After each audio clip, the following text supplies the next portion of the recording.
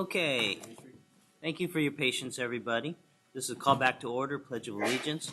Pledge of Allegiance will be led by Dimitri Card. Excuse me if I mispronounce your name. Sophomore from Arthur A. Benjamin Health Professions High School.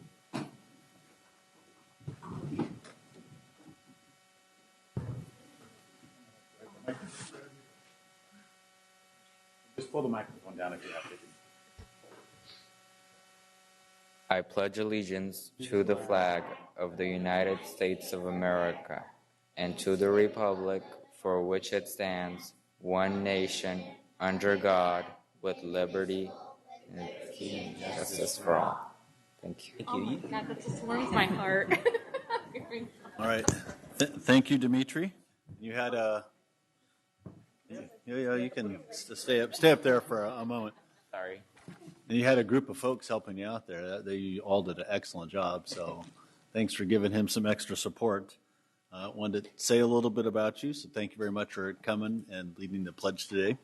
Dimitri is a sophomore at Benjamin Health Professions High School, and you've been very instrumental in the school's Men's Leadership Academy program, and you've provided mentorship and partnership with students at the neighboring Leotata Floyd Elementary School, another wonderful school. Dimitri is responsible for tutoring small groups of youth who participate in the Boys and Girls Club after-school program. Through this opportunity, he has fostered a supportive learning community for the neighborhood.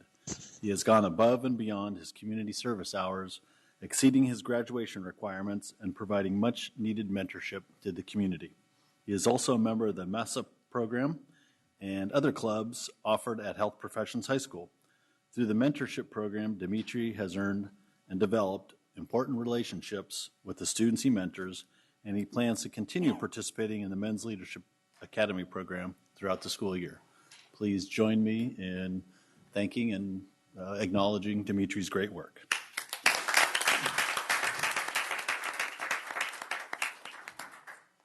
You have the opportunity to address the audience if you like. I'm nothing very special. I go to a normal school. I just will have big dreams. I want to become a doctor one day, and I can't do that without being helpful to others and being the best I very can. Thank you. Thank you for your service.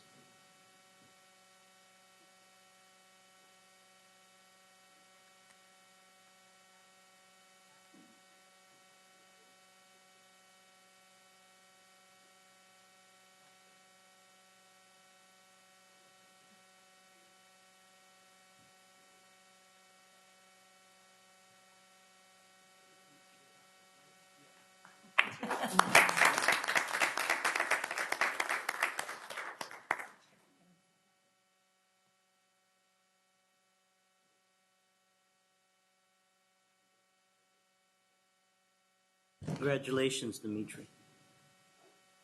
Item 5.0, announcements of action taken in closed session. President Wu, I am very pleased to announce that the board, by unanimous vote, approved the appointment of Dr. Gemma Godina Martinez as the new principal for Washington Elementary School. Congratulations, Gemma.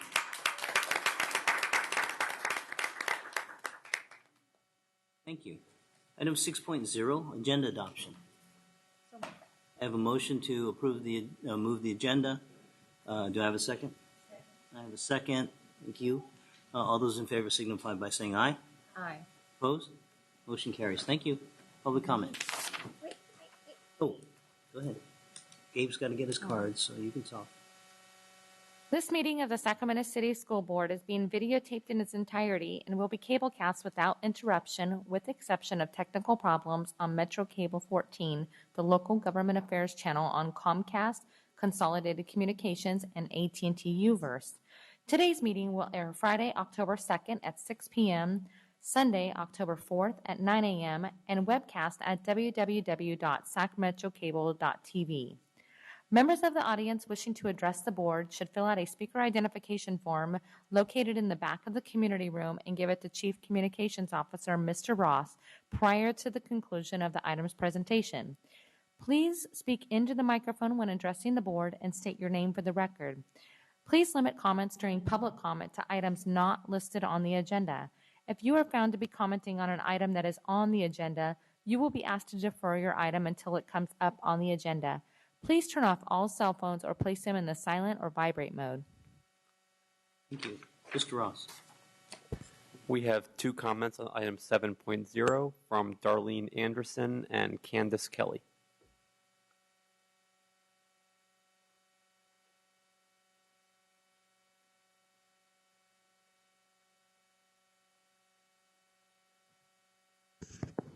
Good evening, Darlene Anderson. I thought it was important to come to just talk about what public education really is, being an African American living in Sacramento, and knowing that many African Americans don't understand what the public education system is really about. It's an opportunity to transition yourself to be engaged in your local community. It's unfortunate that this district really focuses on behavior and how behavior can impede one's ability to participate in the public school system. And I don't really understand, but I think the district needs to understand that every child has a right to learn how to transition to task. And that means that if you don't know how to do the work, it's the district's responsibility to ensure that you learn, not document you as being dysfunctional. And I think a lot of times we have given authority to people to document children, to say that they're unfit to participate in the public education system. And it's unfortunate because it really means that many, many children end up in this district far below basic. And below basic is where they stay. They can be below basic their entire time in the district. That means a failure to thrive. I don't know if you understand what, in a health setting, what a failure to thrive is, but it means that you're not healthy and you're not going to get any better. It is the responsibility of the district to engage students, measure progress, ensure growth, and to demonstrate that all kids are learning. And they do that through the single plan for student achievement. But when it's not done, and when it's not documented, it's truly unfortunate because then you're failing to meet the needs of your students. I don't know how to really ensure that all kids are making progress because I'm one parent. I know how to ensure that my child makes progress. He has made tremendous progress, so much progress that even though he is autistic and has epilepsy and participates in the general ed, he is still disabled. But now Social Security says because he was able to be successful in the system that he needs no support, which is totally untrue. And I will fight that battle too. But I think it's just critical that the district really understand that these children have a right to learn and hold accountable people who are in position to measure progress and ensure students are gaining. Thank you. Thank you, Ms. Anderson.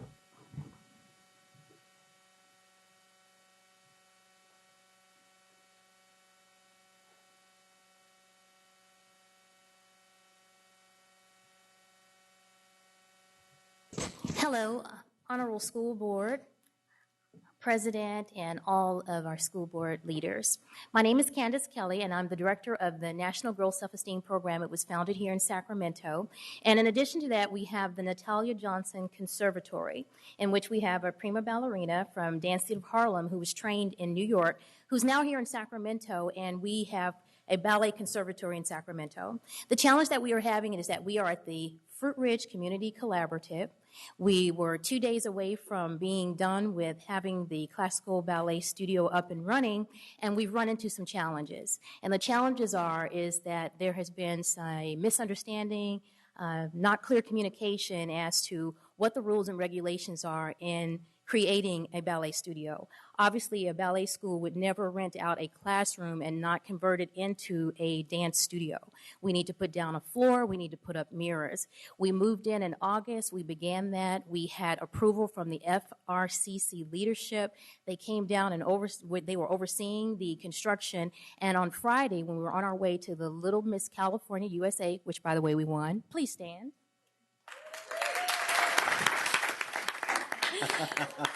we were, and it's going to be televised. And some girls from the Natalia Johnson Conservatory, two of them won it. So we went there and we cleaned house.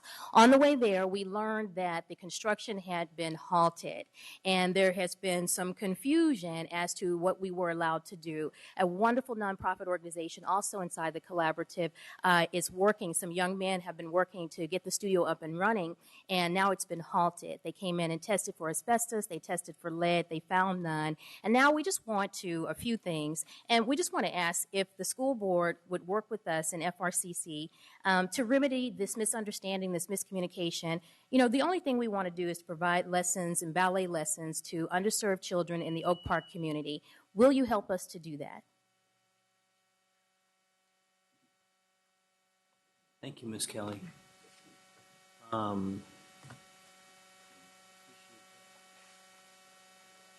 Be Jesse. I don't know if you'd want to make a. Yeah. Oh, I'm sorry.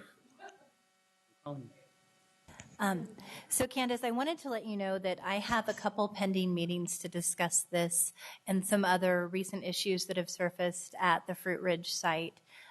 First, I want to acknowledge the great work that you're doing with the young women of our community. I actually have had several young girls in Oak Park. Their first ballet experience has been through the work that you're doing. To offer free classes to students in our community is not just building their self-esteem, but it's also, I think, building lifelong success in these young women. I know that there have been modifications to the space that were inconsistent with lease terms, and that has been a challenge, and how we remedy that is going to be part of my conversation with Kathy Allen tomorrow. I also will be meeting with Green Tech, I believe the other entity that was involved with this as well, at the Fruit Ridge Collaborative. Ultimately, I want to make sure that as we sublease to entities like yourselves doing good work in the community, we're very clear in the guidelines and expectations so that we can truly open up in a spirit of success for all of our community members moving forward. So please know I'll be following up with you and that I have those meetings pending regarding this issue. Thank you all. We greatly appreciate it. And my ballerinas, please stand. They thank you as well. Member Rodriguez? Did you call me? Yes. Thank you. And I'd like to also just give a nice shout out to Ms. Johnson. Thank you very much for working with our young ladies in the district. Thank you very much.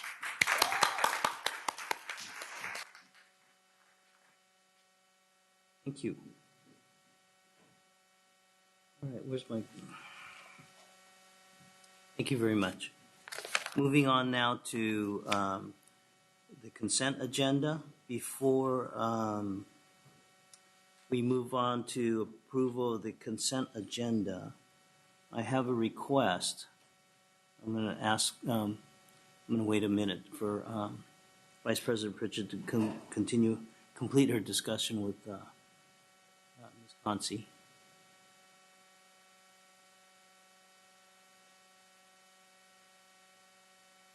So we have a request from a gentleman to have his name pulled off the consent for the approval of personnel transactions 8.1B.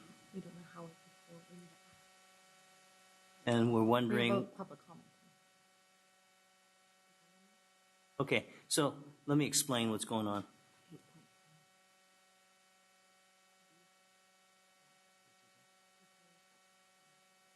Okay. Do you have D? Okay, so let me ask council first.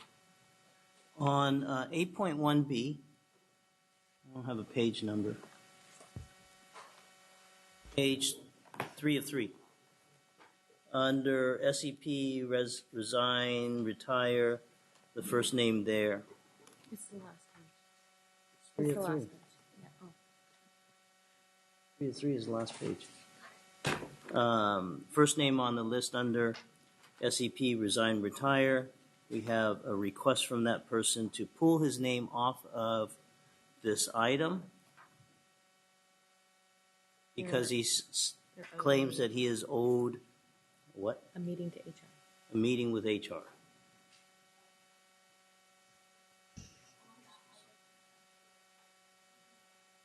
I'm asking council if we can do that. Basically, simply to remove his name? Yes, How else can we identify the approved item? Is there any other way? Because the rest of the language may be generic and not tied to a particular. well, I think the person is requesting that the resignation not be approved yet by this board. That it can be removed from the item, Okay, just removed. all right. So I have a request to remove the name of Joseph Farinias from, which is under SEP/resign/retire. First name Joseph, from the list of personnel transactions. So do I have a motion to approve the consent agenda? So moved. Okay, now I have discussion. I have a public comment? Yes, we have comment on 8.1D from Darlene Anderson.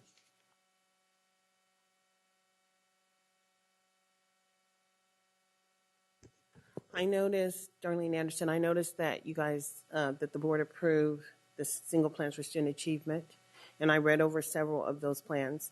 And I asked the question, how is special ed written in those plans? How are the students being served in those plans? Because they are not written. What happens for those students is different than what happens from general ed students, and how they provide services to those students is different. So I'm wondering how you continue to approve the single plans for student achievement without addressing how services are happening, because we're talking about programs. We're not talking about programs. We're talking about individual IEPs and how students are achieving in those IEPs. And so when you say you have an SDC class, that means absolutely nothing. It's supposed to mean a smaller learning environment in which students have the ability to get the services that they need, and how you measure and monitor those students and how those students benefit. So it's really more like a one-on-one. But when you put them in a classroom, it's a restrictive environment, and you put them all together, and then you say you use some kind of computer program in order to provide services, then you're treating them differently than other students are being treated, and that's a violation of the law. It's a violation of federal law. And I understand clearly what is happening with children in SDC classes in this district. These kids are far, far below basic. It's been accepted that they have learning disabilities, which means absolutely nothing. It means that they learn differently. But you still have a responsibility to monitor and ensure that those children are making progress, but they're not included in the single plan for student achievement. And I do have a problem when the board continues to approve single plans without addressing those students' needs. Thank you so much. I have a motion and I have a second. Are there any further discussion? All those in favor signify by saying aye. Aye. Opposed? Abstentions? Motion carries. Thank you. Moving on then to item 9.0, communications. Excuse me. 9.1, employee organization report, CSA. SCTA.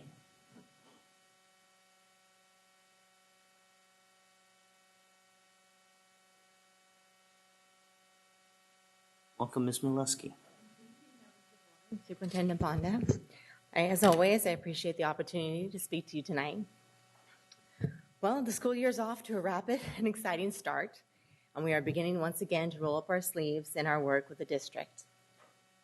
First, I want to acknowledge the leadership of Iris Taylor and Matt Turkey in their new roles in the academic office.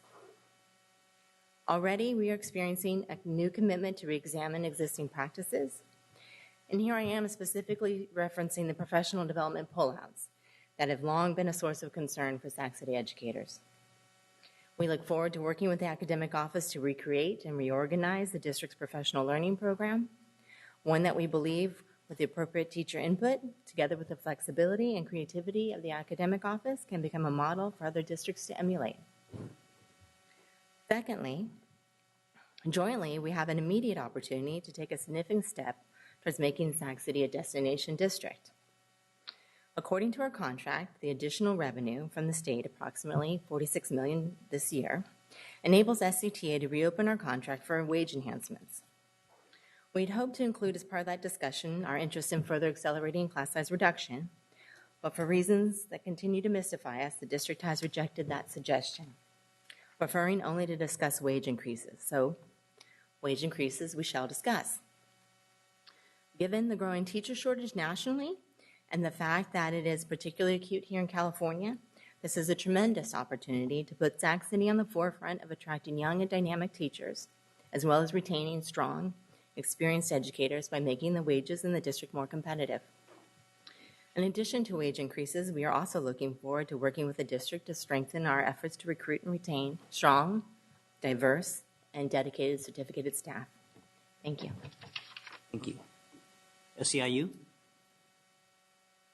Teamsters? UPE?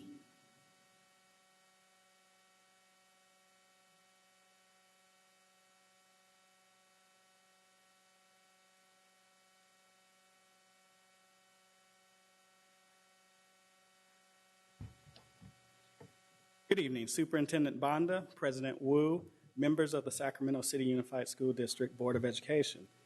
As part of our report to the board from UPE, we would like to publicly recognize the decision you made last year to include UPE and non-represented managers in the public sector classification study. I believe that we share your belief in the importance of recruiting, retaining, and retraining the highest quality employees. We believe that one of the best ways to achieve that goal is to be competitive with surrounding districts in our recruitment efforts that include a total compensation package that is equal to or a little bit better than those offered by our competition. The public sector recommendations are not yet available, yet we ask that you review those closely when the findings are available.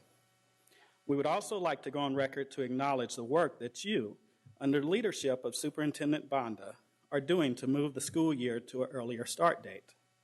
The pre-Labor Day start date this year is a step in the right direction. Hopefully, by moving the start date even earlier, we will be able to be competitive in the recruitment of teachers, student teachers, administrators, and other staff that together serve the students in the Sacramento City Unified School District. We also believe that the impact on academic achievement will be noticeable.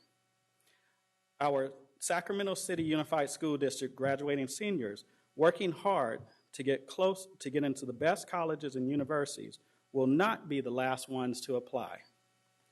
We look forward to working collaboratively with you to move the district forward in a positive direction. Thank you for your time, and do you have any questions? Thank you. Thank you. Moving on to item 9.2, District Parent Advisory Committees. Community Advisory Committee.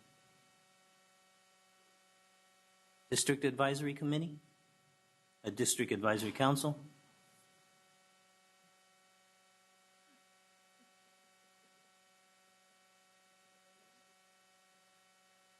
I have to go back. No, we called them already.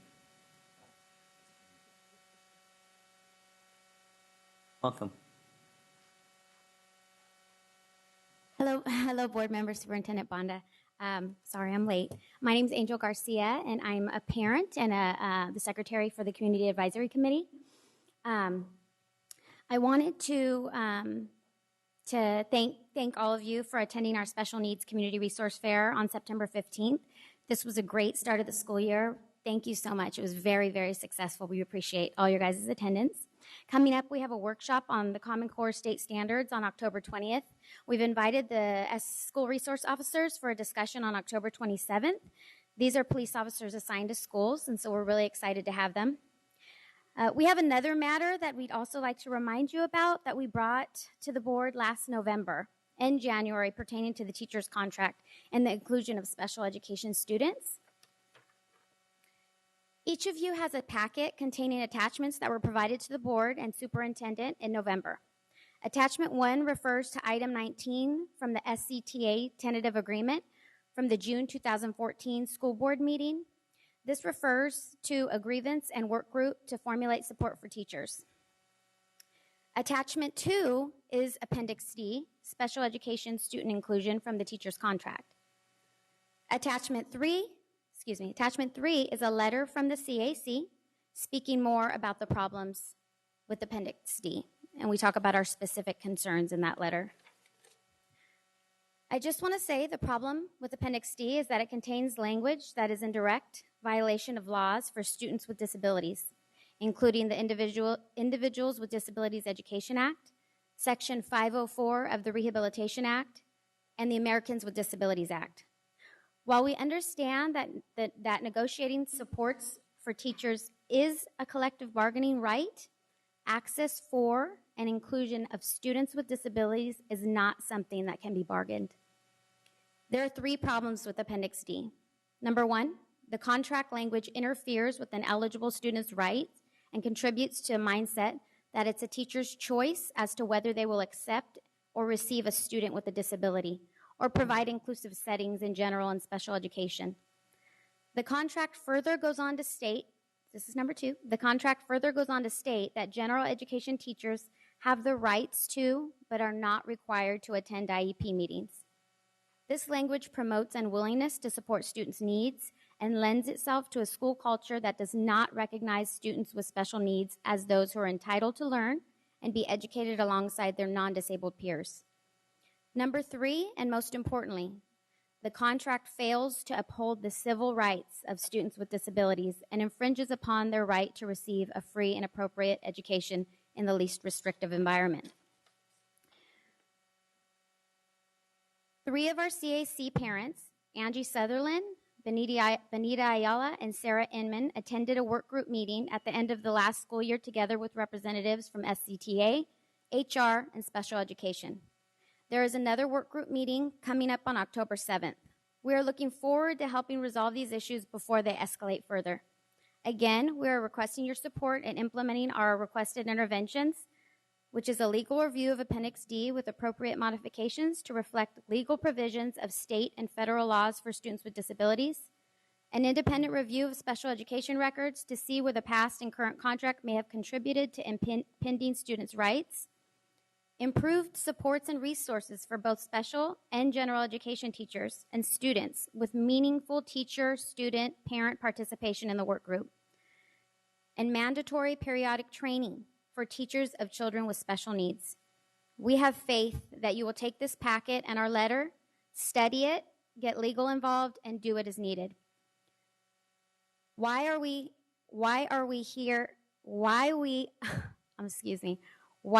up here speaking? It is our desire for students with disabilities to be treated as equal members of the community. The benefits of inclusive education are numerous for both students with and without disabilities. Thank you all for your support. Thank you.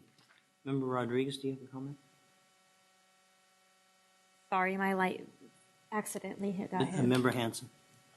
Yes, I had a comment just to address our previous speakers. So thank you very much for bringing this issue again to our attention. It is also of great concern to me. I appreciate you keeping it on the forefront, and I trust that we're going to be able to work with our teacher partners in addressing this. It's quite clear that this needs adjustment, and we need to make sure that our special education students are taken care of and treated with the utmost respect and get the full support that they need. So thank you for bringing this to us and hold our feet to the fire. Thanks. We're looking forward to the next work group as well. Thank you. Can I answer?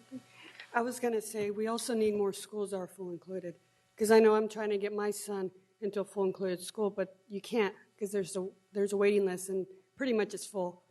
I'm trying to get him in Cal Middle and there isn't. I wish there was another one. So we'll be able to do that. So that's my goal.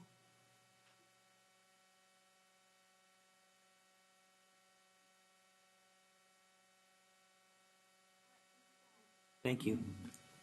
Moving on then, I'll call again District Advisory Council. District English Learner Advisory Committee. Gifted and Talented Education Advisory Committee. Sacramento Council of Parent Teacher Associations. Moving on then to 9.3, Superintendent's Report.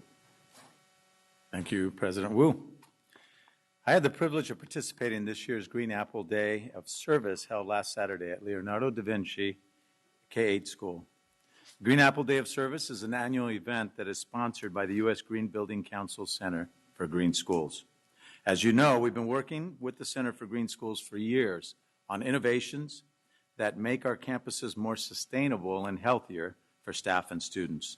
The Day of Service is a great way to bring parents, teachers, students, companies, businesses, and local organizations together to focus on projects that make a difference in our schools. At LDV, volunteers put the finishing touches on the school's aquaponics stations, which were something that was very innovative and very, very cool. Aquaponics is a method of raising plants and aquatic animals like fish together in a system that benefits both. By observing and taking care of these aquaponic stations, kids are discovering so much about the natural world. It's like an outdoor science lab. It's hands-on, inquiry-based, and authentic learning. Teacher Kim Williams, who won a trip to Antarctica a few years ago, sponsored by the Center for Green Schools, is leading the aquaponics work at LDV. It is one of the many out-of-the-box approaches to the instruction that we're seeing around the district. Our teachers are doing a great job of tapping into the students' curiosity, but about how things are connected and then how things work. There's also a Green Apple Day of Service event at Camille Basic where volunteers readied the soil in the garden for fall planting. Mom, dads, and kids all came together to do this very hard and important work. The great thing about school gardens is that they are tools for learning, and they are also tools for family and community engagement. I want to thank the Camellia community for coming out for that event. We will have more information on school gardens at our Project Green 2016 orientation on Tuesday, October the 13th at Leonardo da Vinci, and everyone's welcome to attend that. The orientation will begin at 4 p.m., and it's open to principals, teachers, parents, and community members interested in learning about Project Green. Our district remains one of the very few in the country to have an initiative such as Project Green. In fact, I'm not aware of any other district that has set aside bond money for sustainability projects designed primarily by students. There's a new twist to the Project Green this year. Because of the drought and climate change, this year Project Green will be focused on, and it should be, on water conservation. It's a critical issue in California and one that our students need to learn about.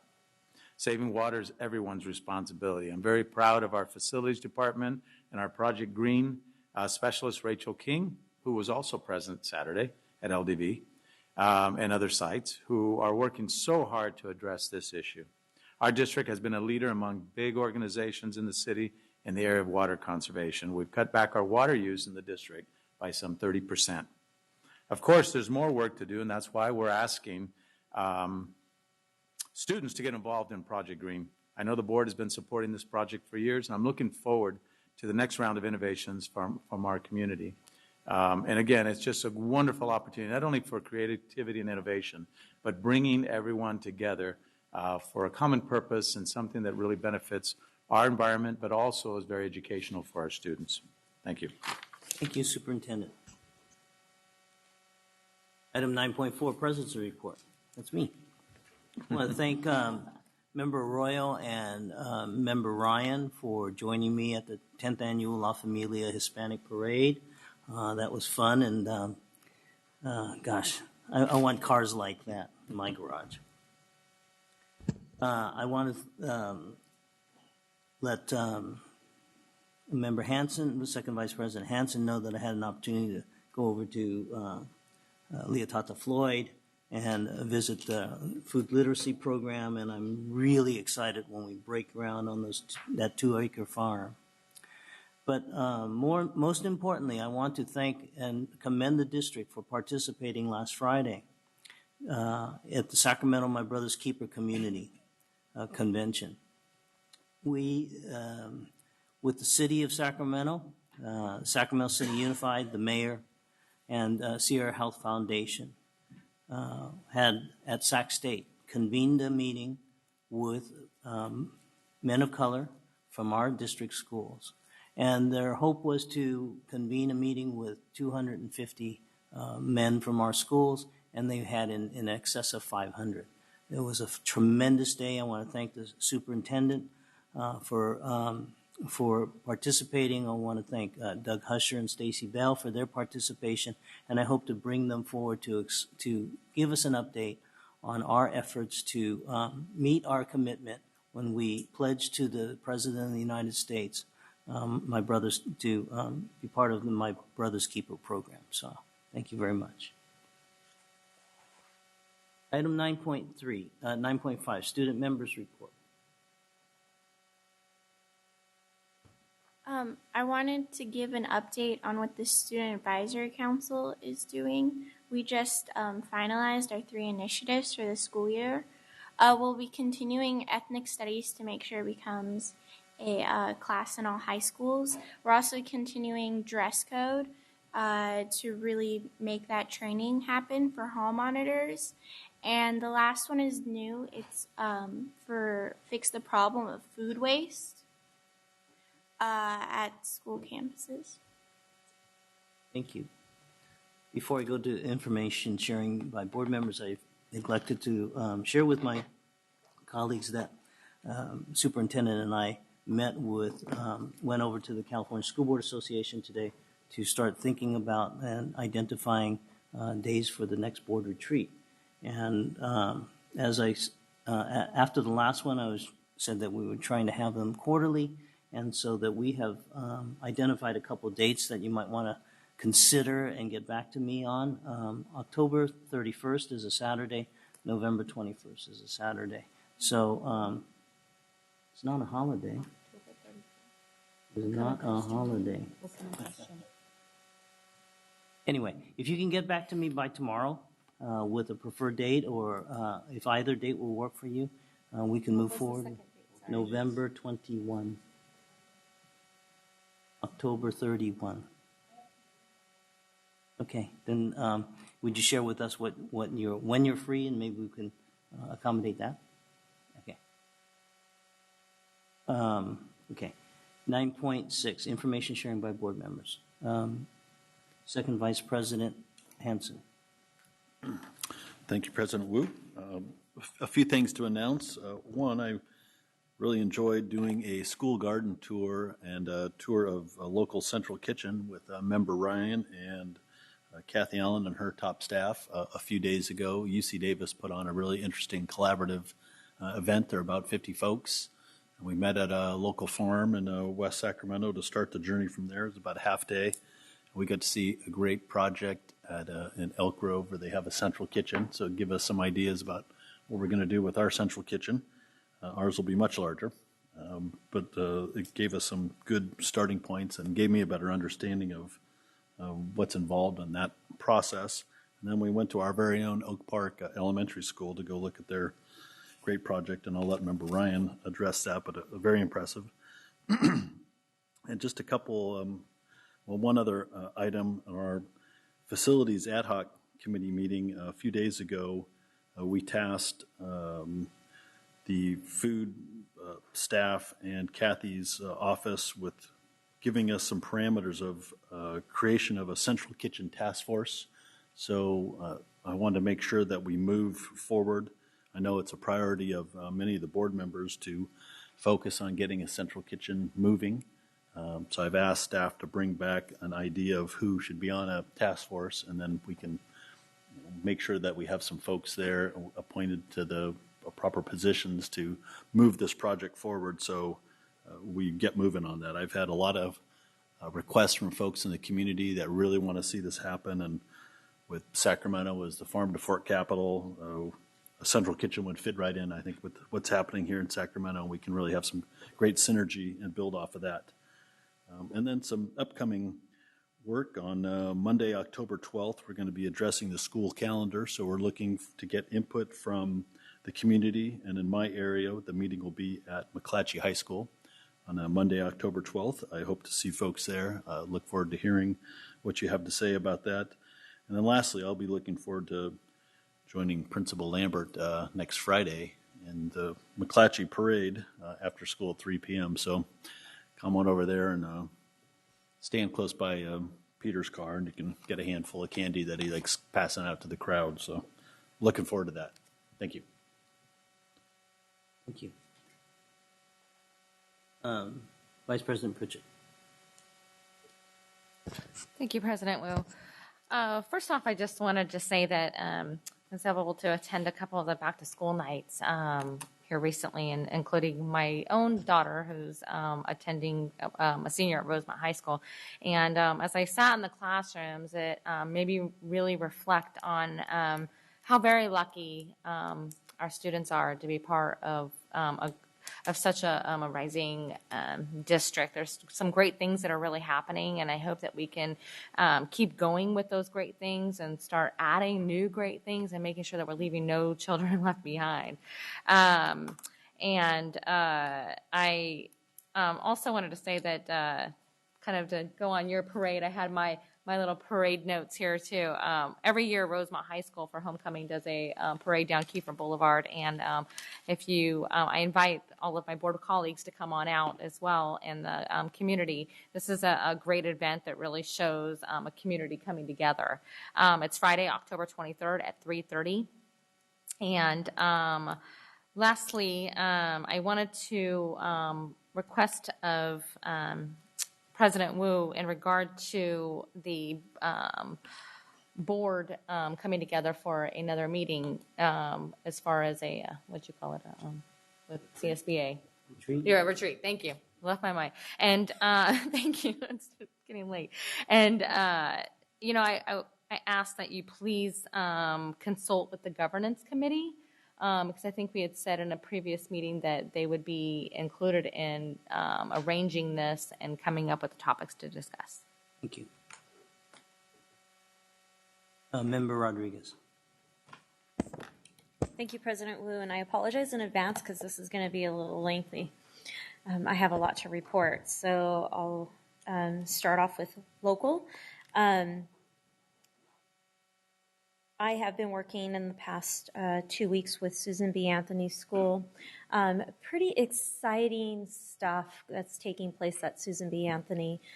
Thanks to a group of parents and committed teachers and community members, they have been advertising about their Hmong immersion program and have seen an increase of students and families coming to the school.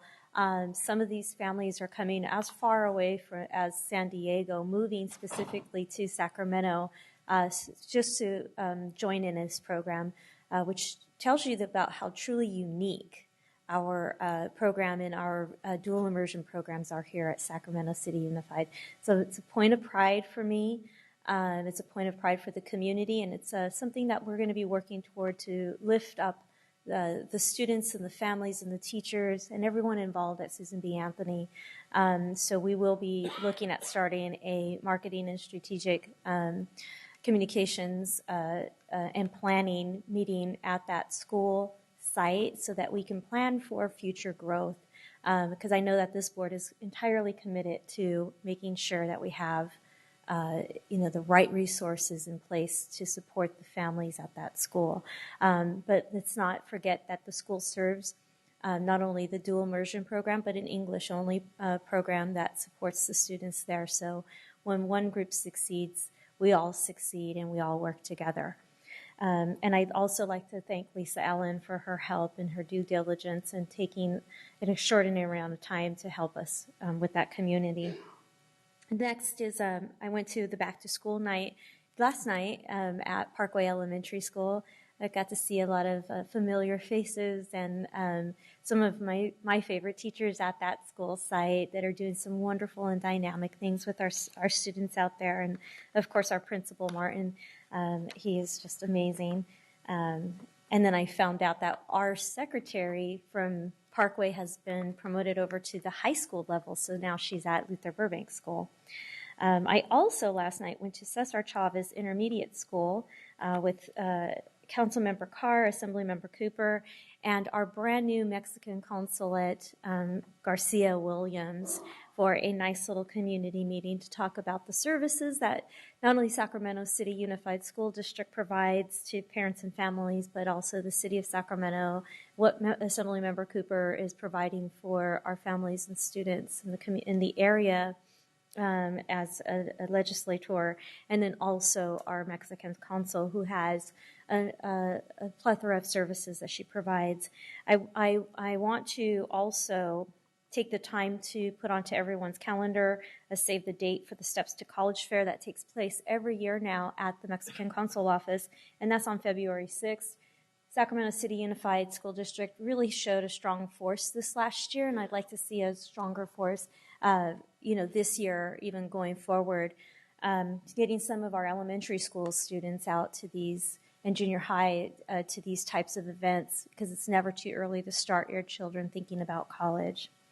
I also attended the Historically Black Colleges and Universities college fair over at Sacramento Charter High School, presented by the UCAN organization.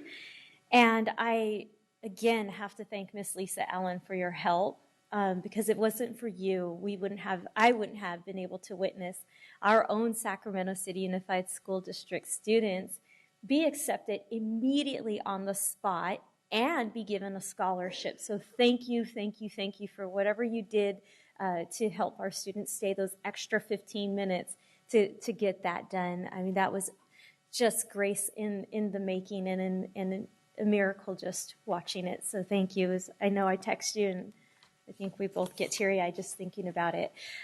These types of events show that our students can do it. They can be college going.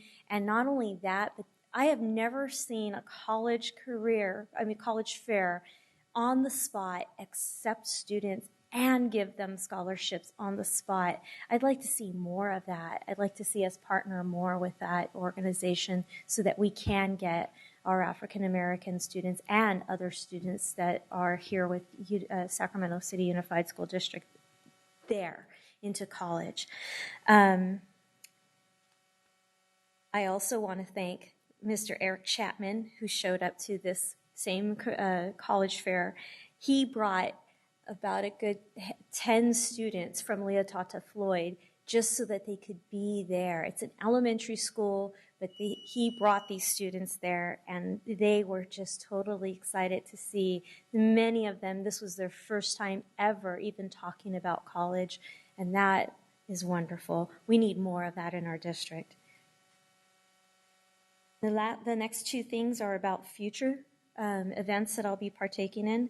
On October 8th, I'll be a keynote speaker for the Grad Nation.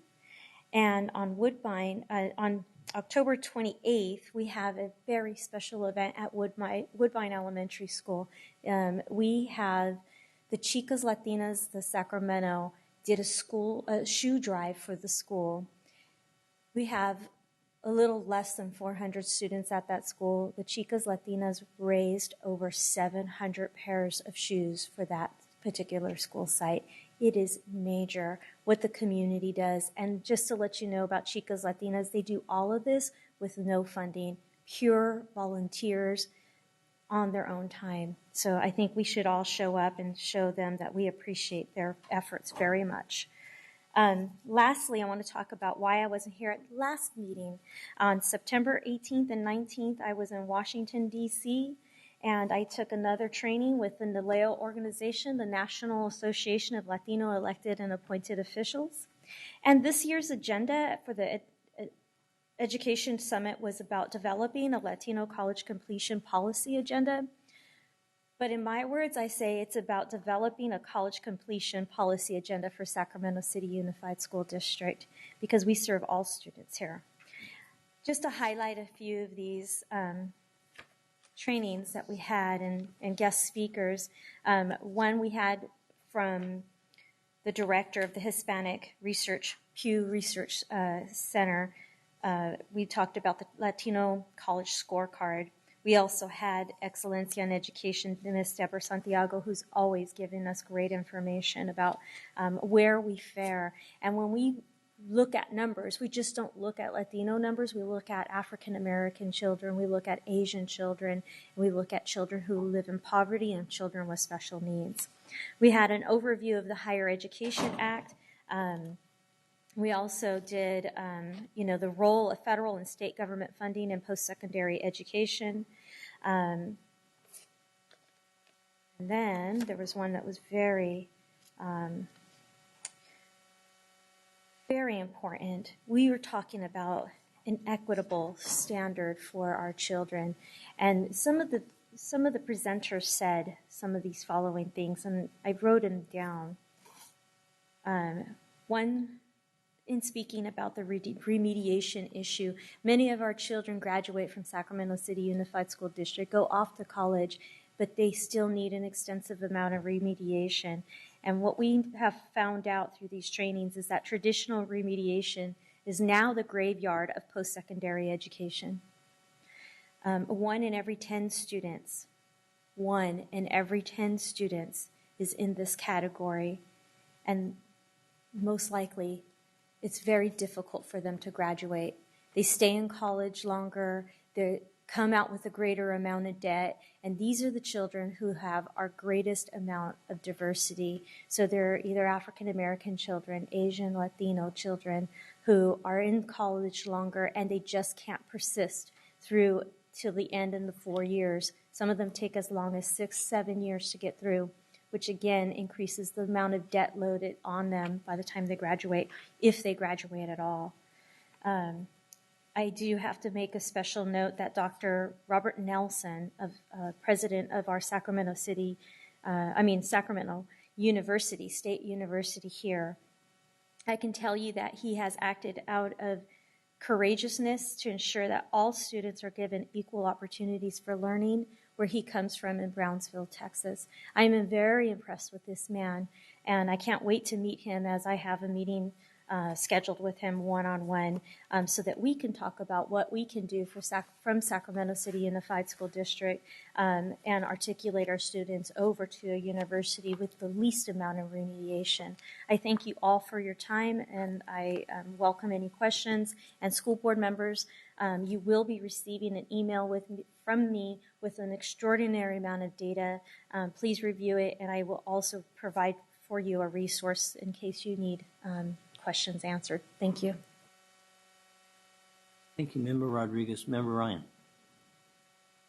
Very quickly, I'm just going to address something that Diana just mentioned. I'm very proud to say on the remediation front, in my day job this year, I worked on crafting and successfully got funded a budget proposal for $60 million to change the way we do remedial education across community colleges in California so that our Black and brown students are not being lost at multiple exit points on the path to college level coursework. So I know that Los Rios is going to be a strong partner, but hopefully we're going to see systemic change at all 113 community colleges.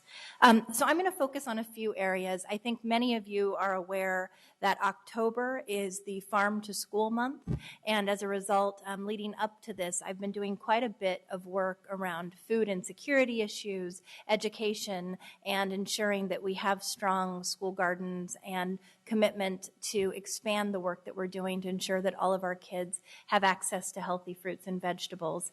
I was happy to participate a few weeks ago in a food literacy event with Oak Park Neighborhood Association. We had great turnout from Oak Park in South Sacramento, and really some rich conversations around what it meant to eat healthy and to ensure that we're doing that so that we're growing a healthy mind as we're growing a healthy body. I had an opportunity to participate with Jay and, Board Member Hanson and President Wu on the Farm to School tour. And as Jay mentioned, Oak Park and Oak Ridge Elementary was actually a focal point of that Farm to School tour for the phenomenal work that they're doing in their school garden movement. They started with a very small school garden. One of our pioneers in our teaching in the district, Stephanie Smith, our Teacher of the Year, is leading much of that work.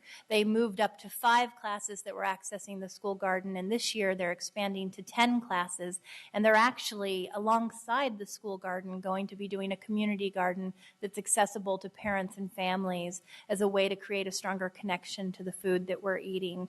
The day that we participated, we had a chance to see them plant an orchard of fruit trees, which was pretty remarkable because for a lot of the kids in our communities, being connected to the food you eat doesn't often happen. And our young people were talking about what it meant to graft a tree, what it meant to actually grow a community garden, and they were incredibly engaged. So it was a special day, and I'm so happy that Soilborn Farms and our other partners helped make that happen. I had a chance this week to participate in the Healthy Foods Task Force, where the central conversation was, pardon the pun, the central kitchen. Kathy Allen did a great job presenting on some of the challenges to date, and I think I would just say that there is a real movement afoot from community partners to press forward to make sure that this happens, and a sense of urgency that it's taken so long.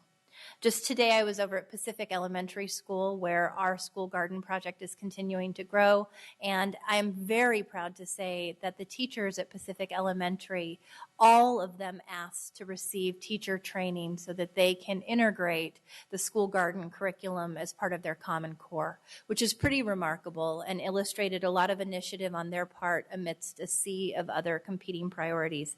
So I was grateful for that. I had a chance to see Superintendent Bonda at the Leonardo da Vinci Day of Service, where I think I was dirty as I spent about a half day cleaning up their school garden and helping to get the school ready for the year. Great parent participation, and once again, a commitment to integrating Common Core into school garden so that we're actually giving relevant, contextualized curriculum to our kids. So just a couple things I want to mention beyond that. The Historically Black Colleges and Universities Fair at Sac High was pretty special and remarkable for many reasons. Member Rodriguez touched upon it, but I think it's important to note that we had more than 2,000 young people come through, mostly young people of color, many people from our community, all of our schools represented, and we actually had buses that traveled from as far as Stockton and Modesto to participate in that day. And there was something very special about seeing so many young people hanging their hopes and dreams on the possibility of college admissions and being told that either they were admitted on the spot or that they were college material and that college was within their reach. And so I'm just thankful to the district for all the work that they put into that and think that that's very special and should continue to grow moving forward. I had a chance to sit down with the folks at College Track as well, who are working one-on-one to ensure that more students who are from low-income, first-generation communities are having an opportunity to be put on the path to college. And frankly, you know, as we continue these conversations around how do we make sure that consistent with our LCAP, we are ensuring that all of our children are prepared for college and career, I think we have to look at how do we operationalize those models so that more students across the system are actually having access to the counseling and student support they need to be told that college is an option, and that if they choose not to pursue that path, it is in fact their choice. The final thing I just want to mention before two community announcements is my participation in the 10th anniversary for the Hispanic Latino Parade. What is interesting about it, and something that President Wu did not mention, is that it culminated with a stop at Maple Elementary, reopening under La Familia's leadership. It was an incredible community event and resource fair that drew hundreds of community members and families from the surrounding area, and really was a beacon of light for what that can now be as a center and resource to families, preschool all the way through senior services. So finally, two events I want to mention. I've been very happy to be working with our board member, Ellen Cochran, to hold a community event at David Lubin, actually at Sac High, but with David Lubin families and educators, really is an opportunity to encourage more community members to choose David Lubin as their neighborhood school. As we know, it's a very special school and struggles with enrollment. So we are going to be holding an event on October 27th featuring free food, raffle prizes, and a great opportunity to meet some very committed David Lubin educators who are transforming that school community. So we encourage you to participate in that, 6 p.m. at Sac High. We're expecting a few hundred. And then in addition, the following night, October 28th, as a result of the conversations around changing the school calendar, I'll be hosting a community meeting at Hollywood Park Elementary School for our surrounding Area 7 community. I hope you'll join me there and share your opinions on that potential change moving forward. Thank you, Member Ryan. Member Cochran. Thank you, President Wu. So I'm an elected official, and this position up here is not particularly to push forward my personal point, but I'm going to make a complete exception tonight because I am emotionally upset, angry, and we need to act. At 3 o'clock today, 10 students were killed at a community college in Oregon by a shooter. At 6 o'clock, our President Barack Obama came on television and told us we need to act, that this needs to finish. He has asked the American people to speak up and to push their elected officials to make a change in the gun laws in this country. It has a direct effect on us because we work with kids and schools and their safety. If we don't do something, nobody else will. He pointed out that 2 democracies, Britain and Australia, have done this effectively. So I personally will take action through writing and speaking to get something done in this country. In great respect for our president and his words today, I will act, and I beseech all of you to do so as well. I would like to recommend that the Second Amendment be recalled and changed. The right to bear arms should be gone, and it should be the right to apply to bear arms. That's my comment for tonight, and I hope that you heard me and take me seriously. It's time to act. Thank you, Member Cochran. Member Ryan, you had your light on. So, Member Cochran, I just wanted to say in response to that, I've been looking at a school policy that was passed in San Francisco to help encourage surrounding communities around the schools to really give away their guns as part of an effort to build safe schools. So I would love to look at the applications for Sacramento City Unified and how we might be potentially able to bring that policy to this school district as well. Thank you. Moving on to item 10.1, approve resolution number 2855, recognition of the Week of the School Administrator.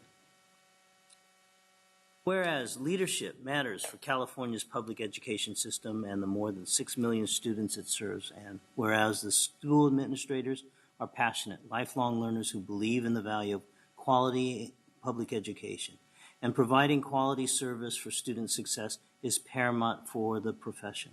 And whereas most school administrators begin their careers as teachers, the average administrator has served in the public education for more than a decade. Such experience is beneficial in their work to effectively and efficiently lead public education and improve student achievement. And school leaders depend on a network of support from school communities, fellow administrators, teachers, parents, students, businesses, community members, board trustees, colleges and universities, community and faith-based organizations, elected officials, and district and county staff and resources to promote ongoing student achievement and school success. And whereas research shows great schools are led by great principals, these site leaders are supported by extensive administrative networks throughout the state, and the state of California has declared the second full week of October as the Week of the School Administrator in Education Code 44015.1, and whereas the future of California's public education system depends on the quality of its leaders. Now, therefore, be it resolved by the Association of California School Administrators that all school leaders be commended for the contributions they make to successful student achievement. I, on my own motion, will move this resolution. I hope that I have a second. Second. I have seconds by everyone. We have public comment. Do I have public comment? We have one comment on this item from Darlene Anderson.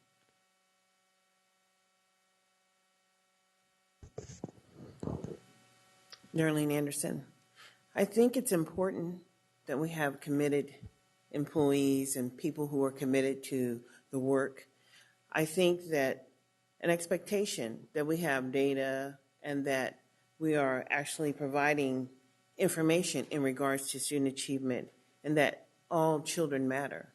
I heard Elizabeth Warren, she gave a speech the other day, and she said, African American children or Black Lives Matter. She said it matters simply because she was there and she had President Kennedy's desk, and during the Civil Rights Movement, she was talking about what he had done and what he had said in regards to African American people And then she went through a whole host of concerns about how when the financial market kind of broke and most African Americans had their money in their homes, how they lost a lot. But in looking at this country and understanding that I'm 50-something, and I've been here for a while, and understanding just how far we've come, but how far we haven't come. Everyone should have a right to have a basic education. And when you hire administrators and you look at your administrators, you should have an expectation that they are providing support to all children. And you should be able to document that too. And we should not be talking about African American children on the bottom of the list or special education children not making progress in our district, because it reflects on who the district is. And this district has an opportunity and has many, many great programs. There are great programs here that people are competitively bidding for. The parent that I'm helping right now, she camped her children out of her home school, which was Didion, and never got back. But her children have been to 4 different schools, and they have not had the same educational option as they would have if they had stayed at Didion. And I will say that when we're creating programs and ensuring that services happen, that each child generates the same dollar, the same allocation, except for children in poverty and children who are in foster education. But all of our children don't get the same education. But we, as board members who are elected to represent the community, should ensure that all children are making progress. And this room should be full of your administrators tonight, if you're recognizing them. They should be committed, as well as you are committed to recognizing them, that we are on a journey together, and that we all are on this journey, ensuring that all children have an opportunity to learn. And so thank you for putting up with me, because I know that I bring the same concern all the time, but I know that we have lots of work to do, and I'm just wanting to know when we're going to really start, because it takes honesty and it takes openness to ensure that all children are making progress at all of our schools, and we need to ensure that happens. So thank you and have a good night. Thank you, Ms. Anderson.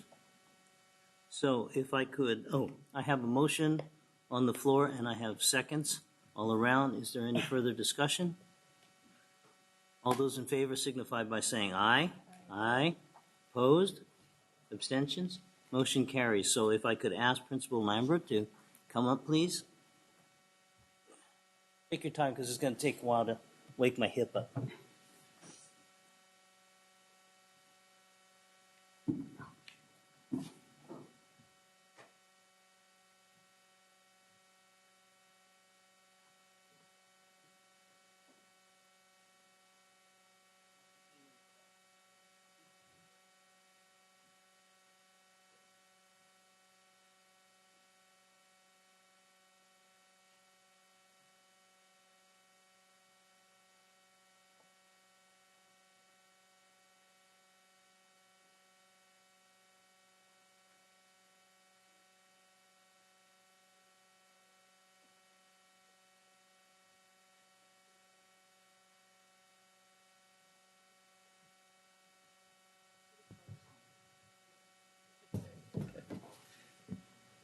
Superintendent Bonda, President Wu, members of the board, we humbly accept your resolution. Administrators within the Sacramento City Unified School District work hard to provide the highest level of education to all our students.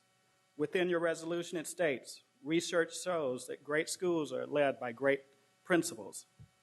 We are fully aware that we occupy positions that set the bar for academic achievement, school climate and culture, and that all those little things that make a school safe, happy, and a productive place. We do not take this responsibility lightly. On behalf of all school administrators within the Sacramento City Unified School District, we thank you for your acknowledgement.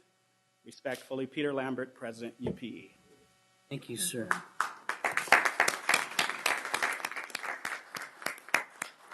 Moving on to item, Member Cochran. Just quickly, I'd like to point out that I had an excellent administrator when I was working full-time about 10 years ago at James Rudder, and his name was Peter Lambert. Thank you. Item 11, future board meeting dates and locations, October 15th here, 4:30 closed session, 6:30 open session. I will miss that meeting as I will be out of the country. The next meeting after that is November 5th, 2015, 4:30 here, closed session, at 6:30 open session.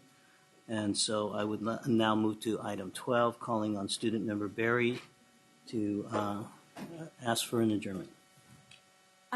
Before we adjourn, can I ask for a moment of silence for those who lost their lives at the Umpqua Community College in Roseburg, Oregon today?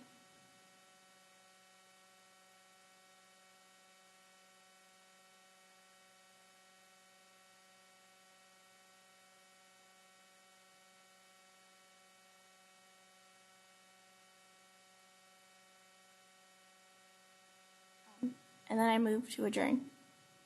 So move. Second it, and we are adjourned. Thank you, everyone.